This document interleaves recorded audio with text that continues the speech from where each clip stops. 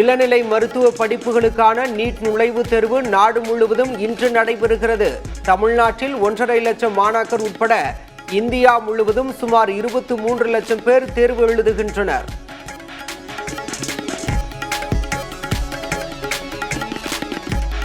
கத்திரி வெயில் எனப்படும் அக்னி நட்சத்திரம் இன்று தொடங்குகிறது.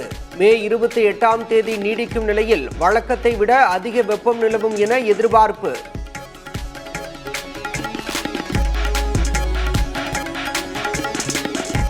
தமிழகத்தில் சென்னை, மதுரை, கடலூர் உள்ளிட்ட 11 இடங்களில் சதமடித்தது வெயில்.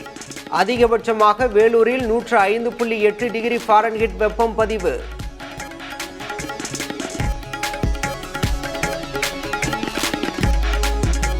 பகல்காம் தாக்குதலுக்கு முன்பே சுற்றுலா பயணிகள் கூட்டத்தில் கலந்திருந்த பயங்கரவாதிகள். மத்திய அரசின் உயர் அதிகாரிகள் வெளியிட்ட அதிர்ச்சிகர தகவல்கள்.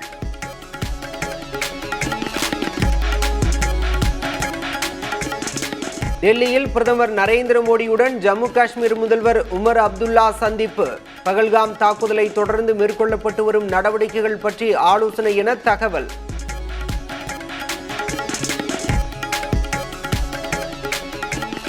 எல்லையில் பதற்றமான சூழல் நிலவி வரும் நிலையில் ஏவுகணை சோதனை நடத்திய பாகிஸ்தான். 450 கிலோமீட்டர் தொலைவில் உள்ள இலக்கை தாக்கி அழிக்கும் ஏவுகணை சோதனையின் வீடியோ வெளியீடு.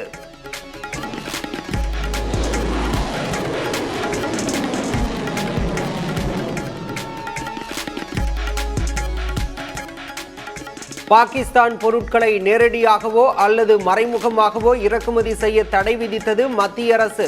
தபால் போக்குவரத்துக்கும் தடை விதிப்பு.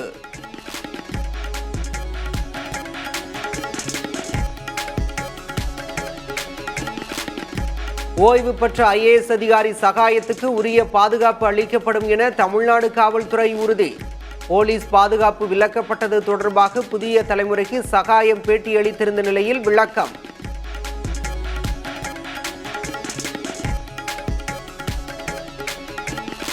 தமிழகத்தின் உரிமையை எந்த காலத்திலும் விட்டுக் கொடுக்க மாட்டோம் என முதல்வர் ஸ்டாலின் உறுதி. ஆளுநருக்கும் தங்களுக்கும் தனிப்பட்ட பகை எதுவும் இல்லை என்றும் பேச்சு. நாடாளுமன்றம் பெரிய அதிகாரிகள் கொண்டதுன்னு சொல்றாரு. ஏங்க நாங்களும் அதைத்தானே சொல்றோம். சட்டமன்றத்துக்கு ஆளுநர்கள் விட அதிக அதிகாரம் இருக்கா? நாங்க ஆளுநரோட அதிகார போட்டி நடத்தி கொண்டிருக்கிறோம் என்று யாரும் நினைச்சிட வேண்டாம். நமக்கு அவருக்கு தனிப்பட்ட ஏதாவது பகை இருக்கா? எதுவும் இல்லை.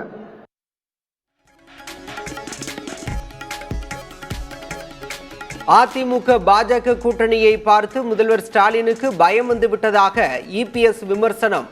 தங்கள் கூட்டணிக்கு மேலும் பல கட்சிகள் வரும் என்றும் சென்னையில் நடந்த பொதுக்கூட்டத்தில் பேச்சு.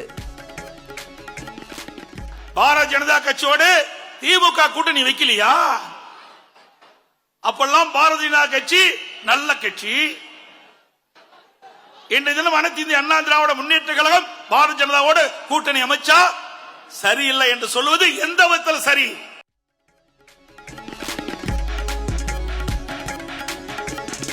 மத்திய கல்வி அமைச்சர் தர்மேந்திர பிரதான் தலைமையில் தேசிய கல்வி ஆராய்ச்சி மற்றும் பயிற்சி கவுன்சில் கூட்டம். மும்மொழி கொள்கைக்கு தமிழகம், கேரளா ஆகிய மாநிலங்கள் கடும் எதிர்ப்பு.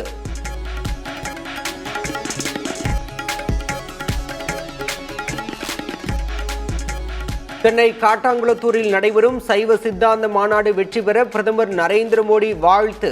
தமிழ் பண்பாட்டில் சைவ சித்தாந்தம் ஓர் அணிகலனாக இருந்து வருவதாகவும் புகழாரம்.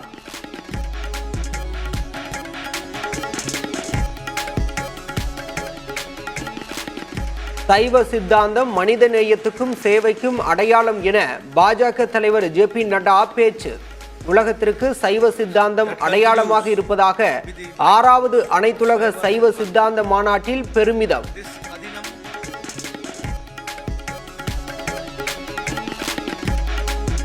தேமுதிகவில் இருந்து ஒருபோதும் விலக மாட்டேன் என முன்னாள் MLA நல்லதம்பி விளக்கம். பொறுப்பிலிருந்து விடுவிக்காவிட்டால் ஒதுங்கிக் கொள்வேன் என்று மட்டுமே கூறியதாக வீடியோ வெளியீடு. ஒரு காலமும் நான் என்னை அறிமுகப்படுத்தி என்னை பெற்றது என்னுடைய தாய் தந்தையராக இருந்தாலும் என்னை இந்த உலகிற்கு அறிமுகப்படுத்தியவர் அன்பு தலைவர் கேப்டன் அவர்கள். அவருடைய இயக்கத்தில் தொடர்ந்து பயணித்தேன். உயிர் மூச்சு உள்ளவரை அவருடைய தொண்டனாக இருப்பேன். வன்னியர் சங்க மாநாடு தொடர்பாக 2வது பாடலை வெளியிட்டார் அன்புமணி. முதல் பாடலில் ராமதாஸ் முன்னிலைப்படுத்தப்படவில்லை என எழுந்த சர்ச்சைக்கு முற்றுப்புள்ளி.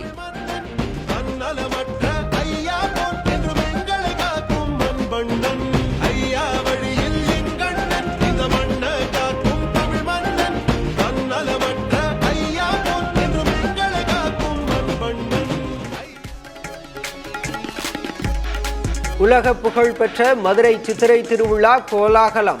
5ஆம் நாள் வைபவத்தில் தங்க குதிரை வாகனத்தில் வலம் வந்த மீனாட்சி அம்மன் சுந்தரேஸ்வரர்.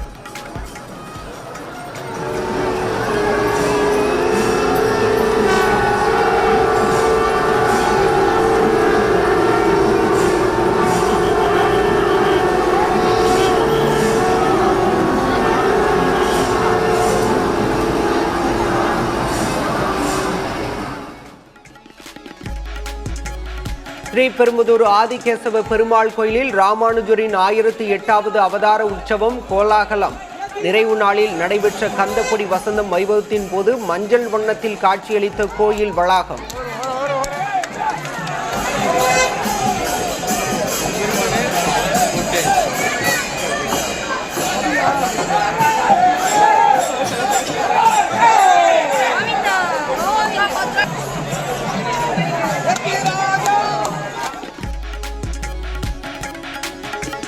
சர்வதேச நாணய நிதியத்தின் நிர்வாக இயக்குநர் சுப்பிரமணியனை திரும்ப அழைத்தது மத்திய அரசு. பதவிக்காலம் முடிய 6 மாதங்களே உள்ள நிலையில் திரும்ப அழைக்க மத்திய அமைச்சரவை நியமன குழு ஒப்புதல்.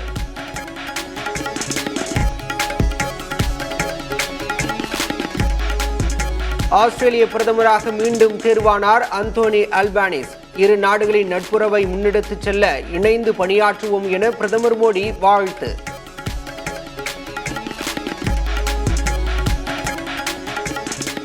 அமெரிக்க அதிபர் டிரம்ப் போப் உடையில் இருப்பது போன்ற AI புகைப்படம் வைரல். தனது சமூக ஊடக பக்கங்களில் புகைப்படத்தை வெளியிட்டார் டிரம்ப்.